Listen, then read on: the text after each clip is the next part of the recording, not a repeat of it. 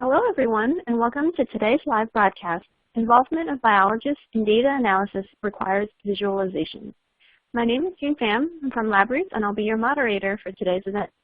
We're delighted to bring you this educational web seminar presented by LabRoots and sponsored by Qlucore. Qlucore is a bioinformatics company from Sweden that was founded in 2007. Since the start, the ambition has been to turn the world of bioinformatics on its head by providing solutions that are faster and easier to use. The solution is visualization. Currently, Qlucore has clients in 25 countries, and they are mainly from the life sciences and biotech industry. For more information, please visit qlucore.com. We have a few important announcements before we begin. This webcast is designed to be interactive, and we encourage you to ask questions during the event. You can submit questions by typing them in the Q&A box, which can be found by clicking on the green Q&A button at the lower left of the presentation window. We'll try to answer as many questions as we can. You can enlarge the slide window by clicking on the screen icon in the lower right-hand corner of the slide window. If you have any technical problems viewing or hearing this presentation, please click on the support button at the top right of your presentation window, or submit your problem through the green Q&A button lower left. This is an educational web seminar and thus offers free continuing education credits. After the webinar is over, please click on the CE button located at the bottom left-hand corner of your web page and follow the process of obtaining your credits. I would like now to introduce today's speakers, Carl-Johan Ivarsson and Thoas Fioretos. Carl-Johan Ivarsson has more than 20 years experience from the software and telecommunications industry, broad experience from international business management and sales. He is one of Qlucore's founders and Qlucore's president since 2007. Dr. Thoas Fioretos is a professor and senior consultant at the Department of Clinical Genetics, University and Regional Laboratories, Lund University, an elected member of several learned societies, and an associate editor of Genes, Chromosomes, and Cancer. Apart from Qlucore, he is also a co-founder of Cantargia AB. I will now turn it over to Carl-Johan Ivarsson for his presentation. Okay, thank you. Thank you for the introduction. During the webinar, we will present how the involvement of biologists in the data analysis adds value and new opportunities, and also to discuss the requirements related to such involvement. One part of the webinar will be a live demonstration of Qlucore Omics Explorer. We will also share examples on how Qlucore Omics Explorer is being used by our clients. The efforts to develop new drugs, new treatments, and to understand more about the biology that drives improvement in equipment, methods, and techniques. As a consequence, complexity and constant change are always with the modern biologist. We will use the term biologist in the meaning of bench scientists, biologists, chemists, medical doctor, everybody that works with data without having that as a main task throughout and we will do that throughout the webinar. One of the effects is that data analysis has become a bottleneck. It's not a big surprise since the growth in the bioinformatics field for many years has been above 20% annually. I think it's fair to assume that we are all in agreement that the amount of data to be analyzed is growing very fast, and improved solutions are required to maximize the outcome of the generated data. To us at Qlucore and to our clients, it has been clear for several years that the solutions to the ever-growing amount of data are not only faster computers, more hard disks, or new algorithms. All this is indeed needed, but it's not enough. When we meet clients, they commonly communicate that the lack of analysis resources blocks knowledge uptake, development, and slows projects down.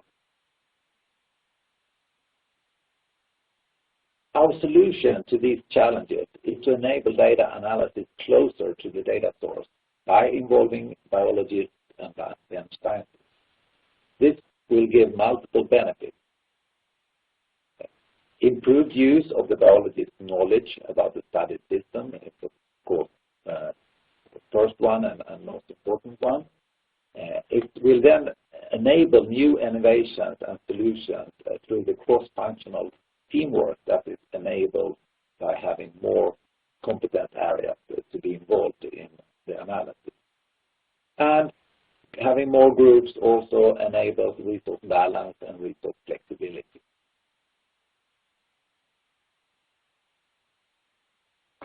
The requirement for software solutions for biologists is those different compared to requirements for bioinformaticians. Let's look at a couple of examples. Please note that these examples does not apply to all individuals in the two groups, but are generalizations. For a bioinformatician, he or she works with data analysis as the main task, whereas the biologist is doing a lot of other things too. So data analysis is one part of that. The bioinformaticians are skilled in computers and software, whereas the biologist is a user of computers and software. Bioinformaticians are skilled in statistics, whereas the biologists have basic statistical knowledge. When it comes to biology, the bioinformatician has a basic knowledge, whereas the biologist, of course, is the expert. We need to find solutions that can work for the biologist, but also for the bioinformatician. And to meet the requirements for the biologist, we need a solution that is easy to use and learn, but also it should also include the statistical methods and tools that are being used and are usable by non-experts, and that guides the more infrequent user to the next step in the process. At the same time, that it doesn't block the user for more creative analysis and building on the biologist's domain knowledge. And visualization is the solution. So including we will always work on visualization.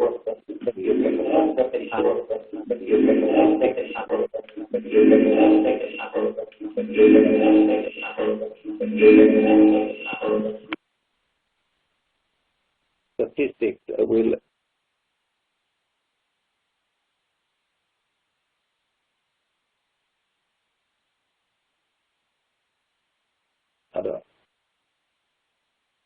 we'll see here. We have some sound issues here. I hope we can continue now. Okay, thank you. So to achieve this, we're using three key elements. Visualization is in the center. Then this gives a visual and easy to understand feedback to the user in all steps of the analysis. It also enables the use of the best pattern recognizer known to us, the human brain. The click and point user interface makes it easy to use. You don't have any scripts, no requirements on writing code. Instead, the required functionality is only a few mouse clicks away.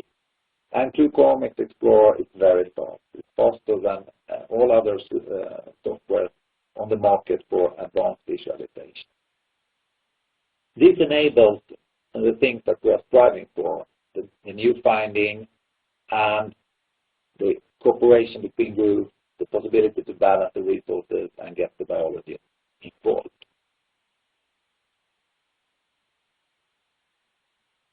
At this point, I would like to highlight and make one statement that you shouldn't mix up visualization software with visualization software that includes the statistics and the tools for that.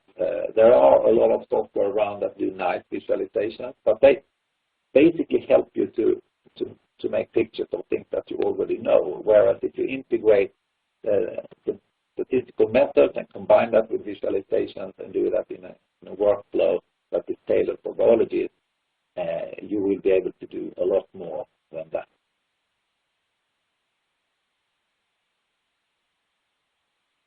The Center for Interdisciplinary Cardiovascular Sciences in Boston was created in 2009 by Brigham and Women's Hospital and the Solar Company.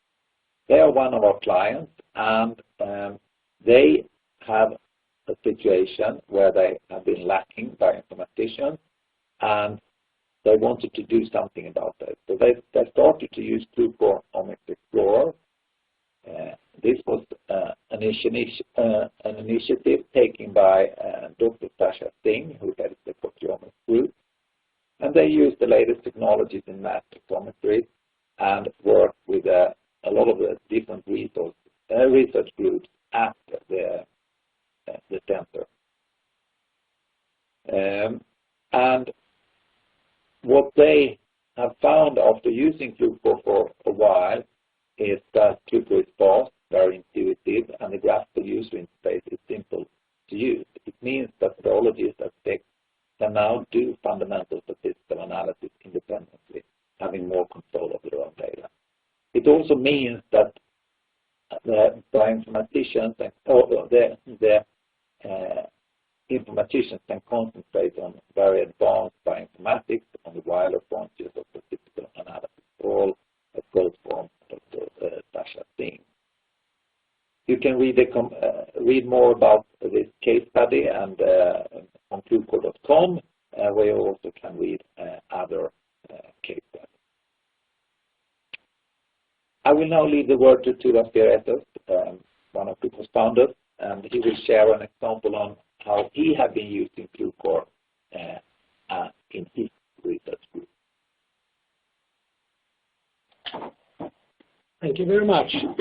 So I will give one example of how my research group in the past and currently are using Qlucore Omics Explorer to identify new targets on leukemia cells. So in this project that is currently ongoing, we start with fresh, in this case, leukemia samples, and we do global gene expression analysis. So in the past, like many of you, we used microarrays, but currently we perform RNA-seq only. And we do that on flow-sorted cell population. And that's the left-hand picture. You can see where we take leukemic cells from patients and then do gene expression profiling. So as you will see later in the live demo of the Qlucore Omics Explorer, it's possible to create specific gene lists, for example, based on gene ontology categories. Or you can make your in-house curated gene list and you can import that into the software. So in this specific case that I'm bringing up here, we used a curated gene list of approximately 1,000 candidate cell surface markers. That we will see in the third picture up of the slide. And when we use that, we only look for differentially expressed cell surface markers because we use the candidate cell surface marker gene list, and in essence, we throw away everything apart from these cell surface markers. And then within the Qlucore Omics Explorer software, we could compare normal with malignant leukemia cells. And in that study that we published a few years ago, and we have also followed up on that, we ended up with a set of approximately 10 genes being upregulated on the leukemia cell. And these genes were, of course, specifically cell surface markers. And from that list, we could then generate antibodies or order them from commercial suppliers and do fact analysis. And we could validate that several of the differentially expressed markers indeed were upregulated also at the protein level based on fact analysis. And once we did that, the next, we identified a marker called IL-1RAP that's important for IL-1 signaling. And with antibodies, we could sort out cells only expressing these cell surface markers. And you can see far to the left the small figure where we could prove and demonstrate that only the leukemic cells that had a specific genetic change, in this case the Philadelphia chromosome, were positive for the marker. And we then went on to generate polyclonal antibodies and later on monoclonal antibodies. And we could then demonstrate in vitro or ex vivo that we could kill off the leukemia stem cells by antibodies direct to the cell surface. So I think this shows an example of how you could do important biological discoveries quite easily with the software when you use biological insights already from the beginning. And we have also in the past used other gene lists, for example, gene lists that contain kinases or epigenetic modifiers. and only focused on the differential expressed nature of the genes or proteins when we do our biological experiments. So I think that concludes that Qlucore Omics Explorer can be used as an important tool to ask very specific biological questions and to answer such questions rapidly in a highly translational research setting. And the part of this work has been done mainly by biologists using this software. And as we heard previously, that also freed up time for our bioinformaticians to focus on other more advanced analysis. So thank you very much. So I will hand over to Carl-Johan Ivarsson again. Okay, thank you, Thoas. This now brings us to the live demonstration. We have talked and introduced you to what you can do with visualization, but now if we are very true to visualization, it's time to actually show you. So we will work with an example data set from leukemia, and we will use two different data sets. The second one is actually downloaded from Gene Expression Omnibus, so that's the way of using already public available information.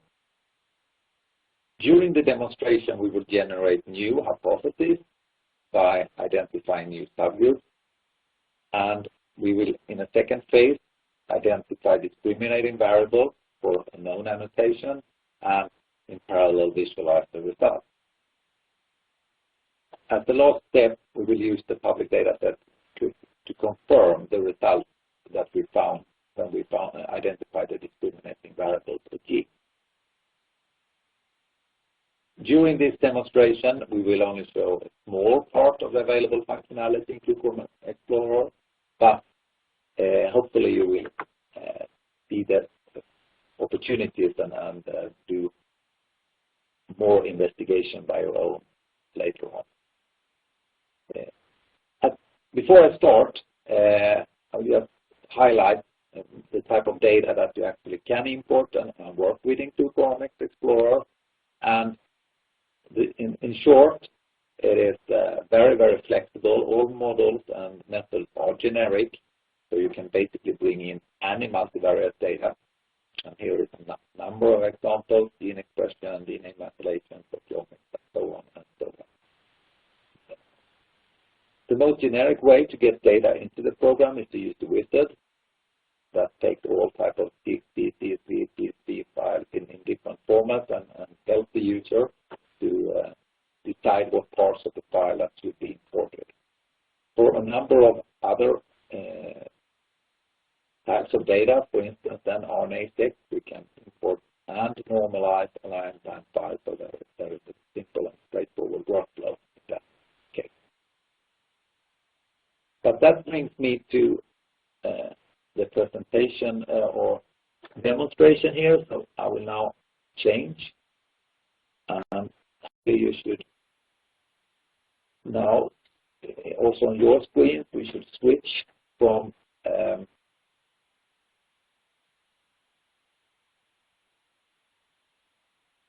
Qlucore Omics or the the slides here to the program.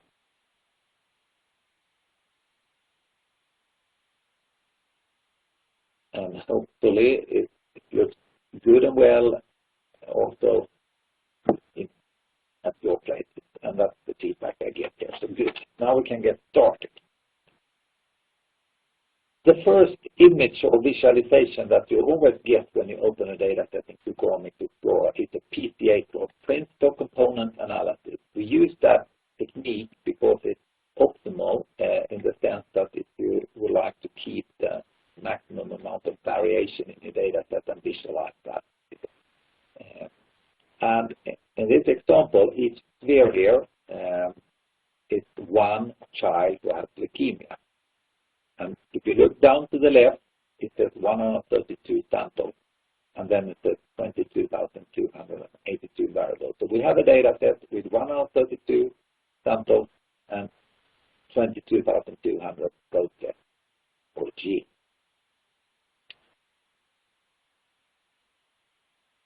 To check your variables or genes, you can just do like that, and then there are 22,000 small squares, but that doesn't really help us at this point in the analysis, so I will leave that and go back to the sample.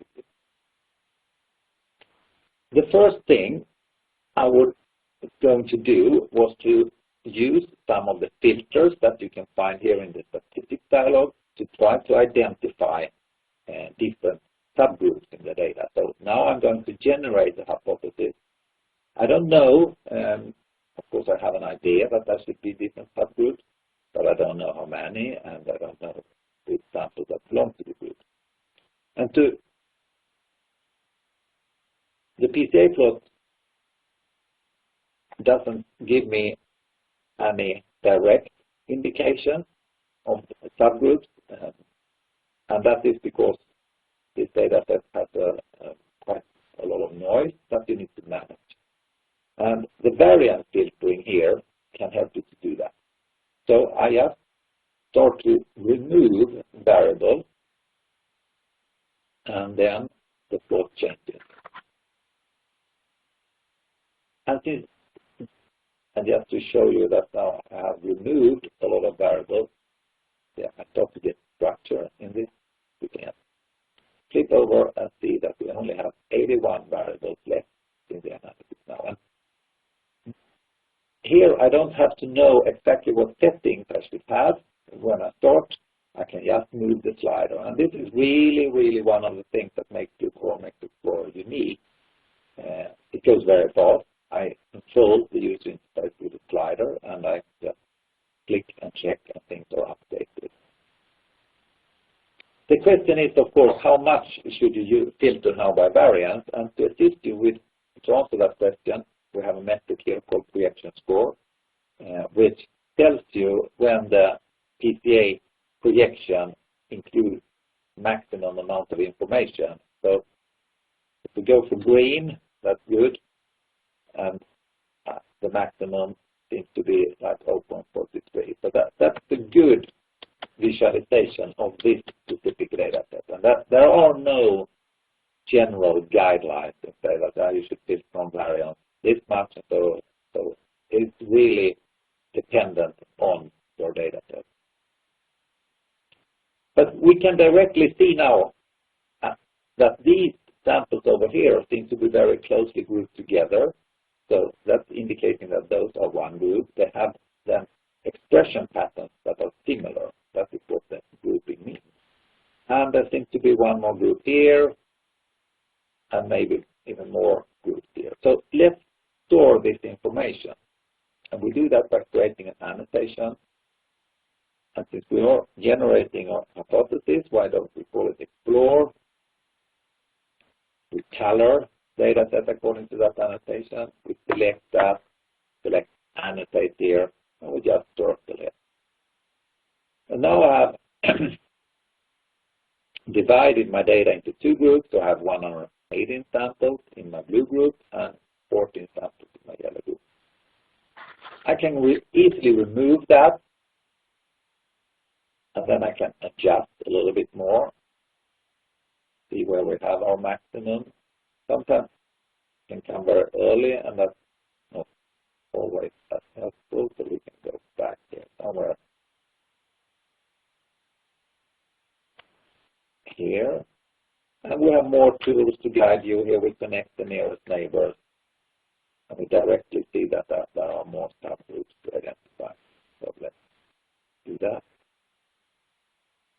And we can bring the other samples back and see that it's good. So here in just a few minutes, I have started to generate a hypothesis on how to divide this data into different subgroups. And this is really a good approach, even if you have clear groups in the data that you would expect, because by doing this as the first step in an analysis workflow, you will make sure that you don't have any unwanted effects or batch effects or actually potentially new things also, of course. But start with an open mind, and that will be very, very effective. So that's done. That is the first phase of the analysis, generating a hypothesis. And we have only used methods that make no assumptions of the data. So variance filtering, no assumptions, and PCA, no. We have also the option that I will not show, but you can do k-means clustering, generate clusters automatically, and get an annotation based on that. So we have also unsupervised methods for generating hypotheses. I will now move to the second phase of the analysis here, where I will use the built-in statistical methods to identify discriminating genes. So first, I will look at one of the annotations that was loaded with the data set. It is called leukemia subtype. And if I color my data set, it looks like this. So this is an annotation created by the physicians who did the study using different techniques than this data set to classify data. So here we have several different subgroups. And we have take away one of the groups so that you see how easy it is to make work with subsets of the data set. And then I will look for the variable that can discriminate one of the subgroups. I select that here in my statistics dialog, and I will select the blue one, the TL-AML1. And I select the two-group comparison, which is a student t-test, since it is one group that I will like to test towards all other factors. I could have selected multi-group comparison, which is ANOVA, or different type of regression. If I'm not pleased with the inbuilt statistical method, I can also go to the extended tab here and start to use the open API that we deploy towards R. So then you can write your own statistical test even, or use the ones that are already available in R.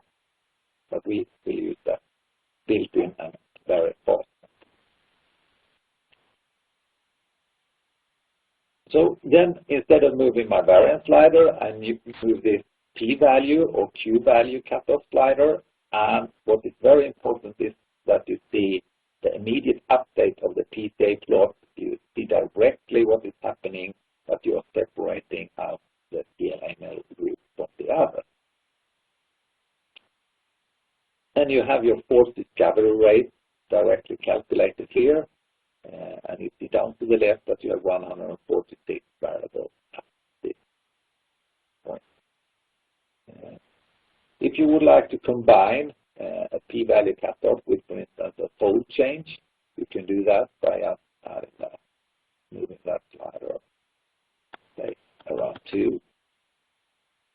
So now we find 97 variables that at a fold change of 2 and a q-value of 5 to the power of -8. So very statistically significant.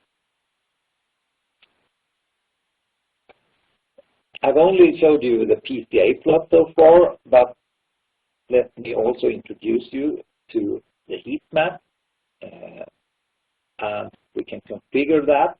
So I will now show annotated according to leukemia subtype. And of course, these are then upregulated genes for the TL-AML1 group. And here we have all the others that is more random. We can order it according to workflow clustering, and we can of course do that on both variable side and sample side.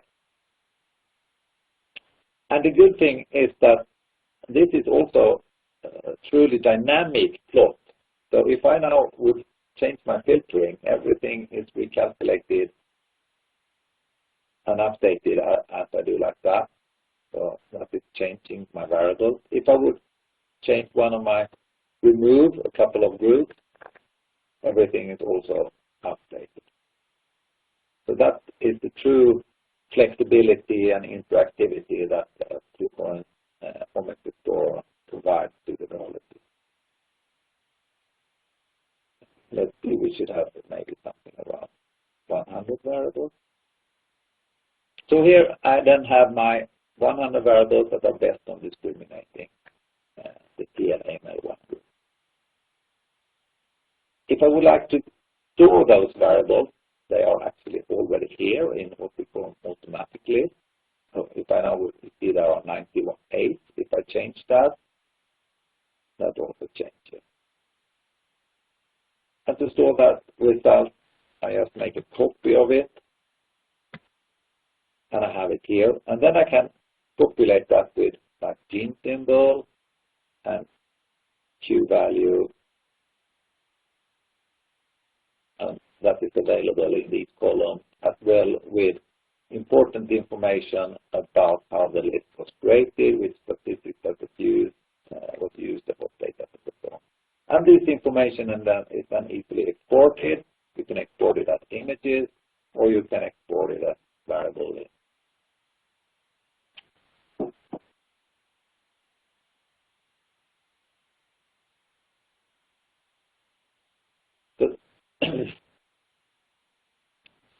Another important plot type is the box plot that I would like to show you just very, very briefly here and show you how quickly that's done, my leukemia subtype.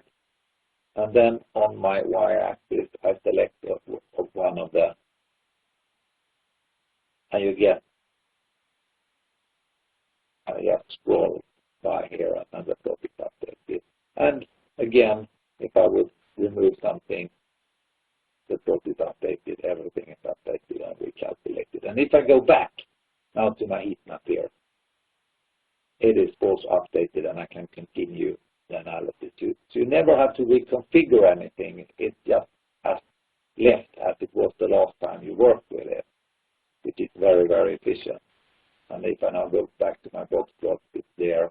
If I click out that group and go to my heat map, then my group is not here. I take that back and go to my box plot, which really saves a lot of time by having this flexibility built in. I created my list here of 109 variables that were best at separating the TLAML1 group from the other groups in the dataset. I will now open a second dataset, the one that I had used the download functionality from Gene Expression Omnibus, but I've already done that so that we don't have to wait for internet. And this is another leukemia dataset, and we can have a look. There is 190 samples and 22,000 variables.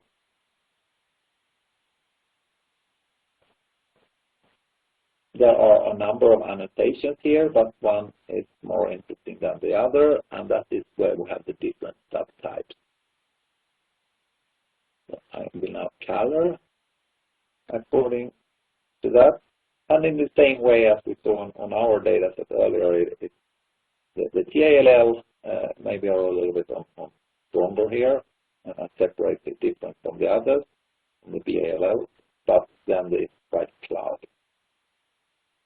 Now I will use a functionality in Qlucore Omics Explorer, which we call base the analysis on a list. So instead of using my filters here to select variables, I will base the analysis on a list.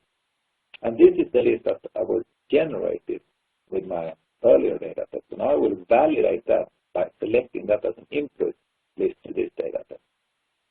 And what do we see?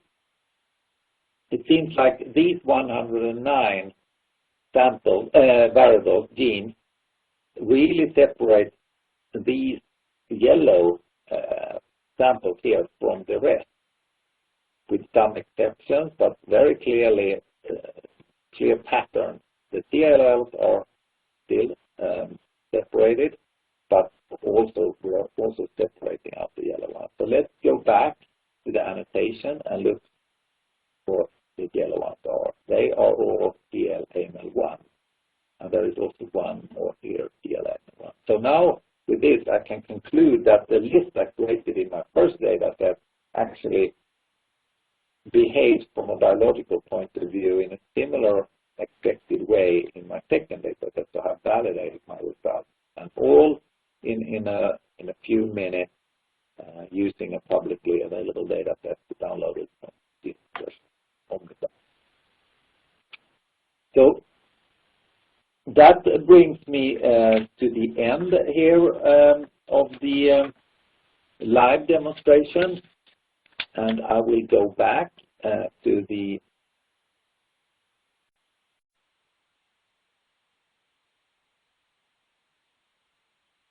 slides here.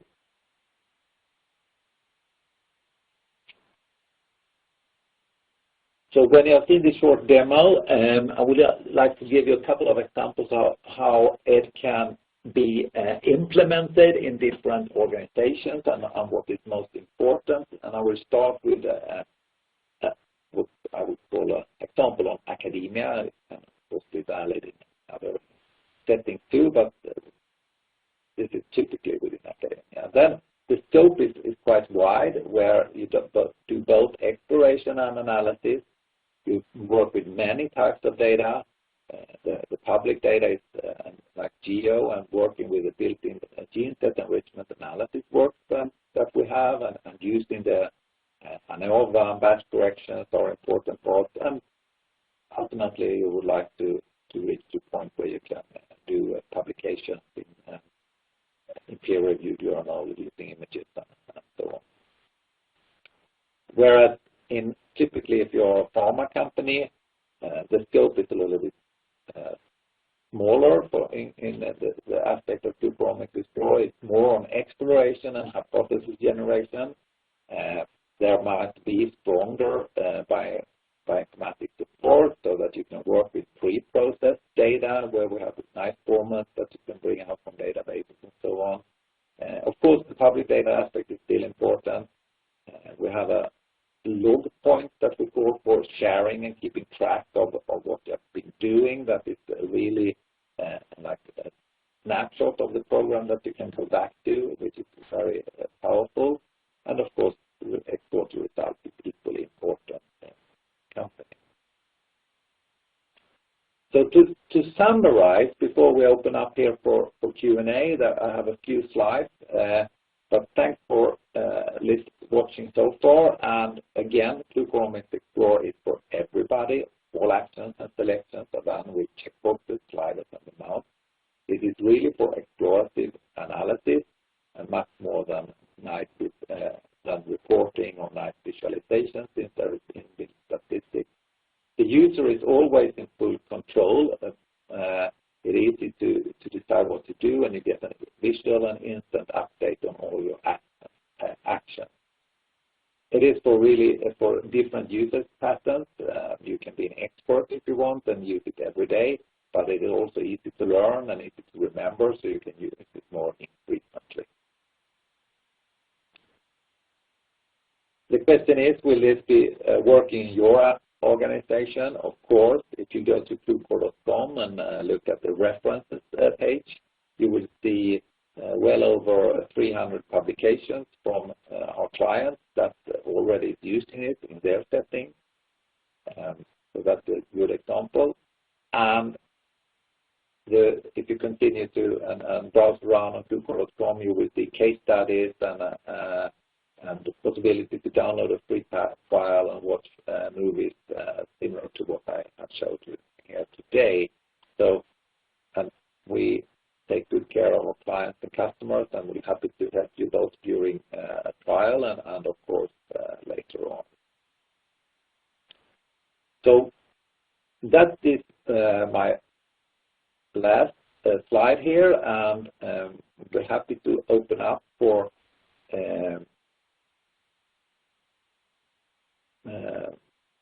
questions. Okay, thank you so much for that informative presentation. That was excellent.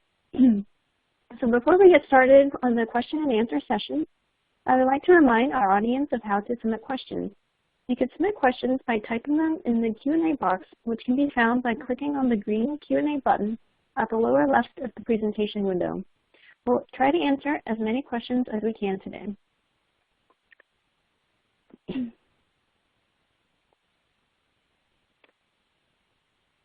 Okay. Your first question is, does Qlucore Omics Explorer require any special hardware?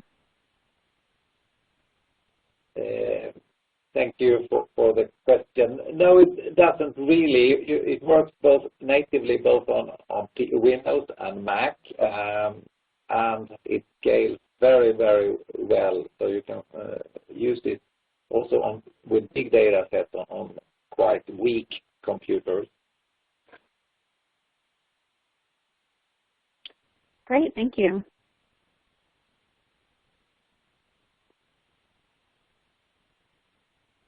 Okay, next we have a question from Randy,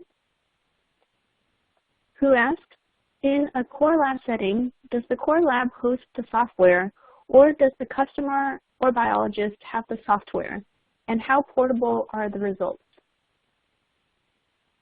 Okay, so that was like 3 questions in one. Thank you. The software is a client software, so that will always run on the local machine of the user. But for the licenses, there are 2 options. Either you can have individual single-user licenses, or you can work with floating licenses. So typically a core lab setting, you will work with floating licenses that limits the number of current users, which is then a very cost-efficient solution. But all biologists can have the program installed, and then they will only use the license when they're actually analyzing data. The second half here of the question was, how portable are the results? And we are all exports are in images are standard image formats, and all exports that are text-based are tab-separated text files, which means that it's truly portable.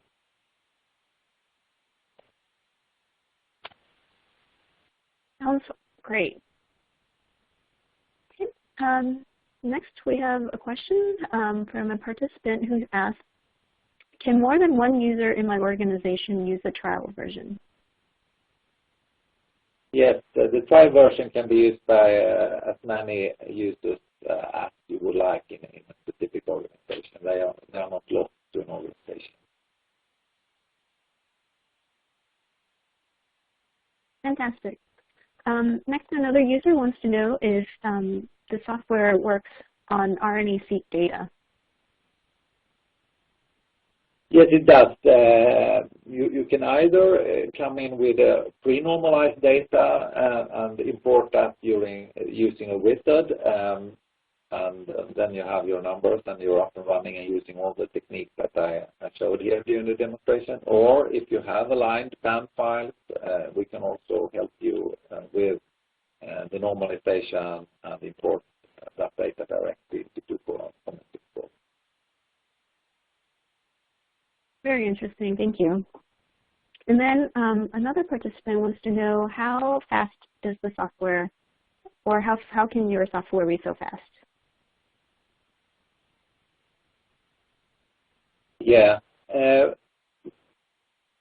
I think it's a combination of several things. It is really a selection of methods that are optimal to be quick, and then we have made a lot of effort in making and writing the code in a way that it is so fast.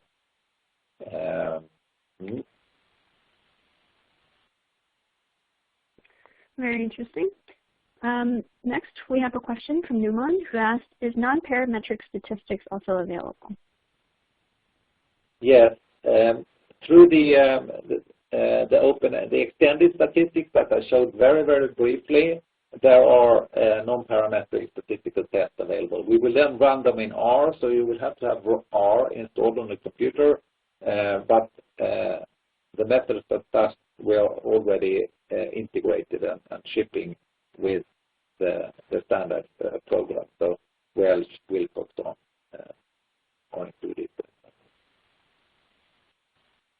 Okay, thank you. Fantastic.